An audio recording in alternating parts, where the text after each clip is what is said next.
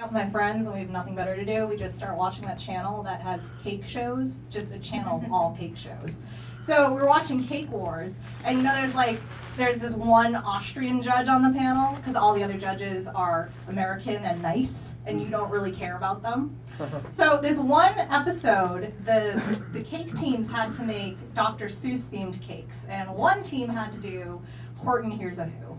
And I swear to God, the Austrian judge takes a look at the cake, and he just very seriously says, "Horton has no fancy." And I actually love that line, because now whenever a guy tries to get me to suck his cock, I'm like, "Oh babe, I would, but Horton has no fancy."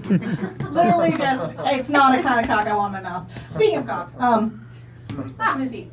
One time I thought I was in a relationship with a guy, but it turns out that it was a test drive, right, before he returned me to the dealership. What am I, a 1995 Ford Fiesta? No, I'm definitely a Toyota, for obvious reasons. I'm dependable, you racist motherfuckers.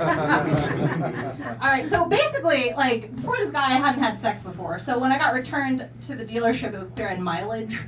He had really manipulated my dials to get the seat warm, if you know what I'm saying. He had stuck his tongue in my tailpipe, if you catch my Tokyo drift.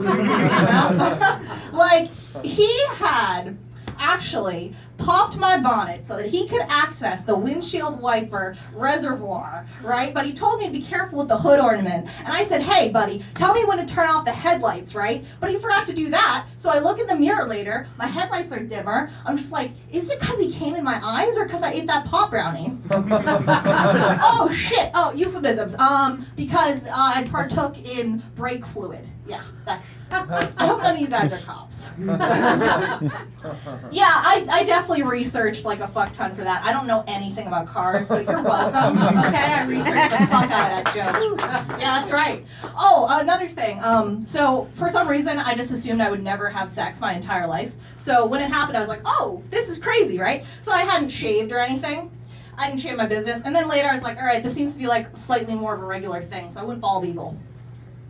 And what happened was, when I showed him, he was like, "Oh, that's great, but I actually kind of liked your cunt hair, because, it had flow, not like white girl's bush." And I was just like, oh my God, what kind of Asian fetishist is this? Did you just say my pubic hair had feng shui, motherfucker? That's fucking ridiculous. I'm just going to give you some advice before I leave, though. When you're talking to people about the fact that, oh, we're pregnant, a couple gets pregnant, it is not interchangeable. Congratulations is not interchangeable with good job or nice work, all right? So be careful. Don't say that if, there's a couple that says, we got pregnant. God, it was a really awkward moment with my cousins. I was like, hey, nice work, you two. All right, thank you. Thank you so much for your audience.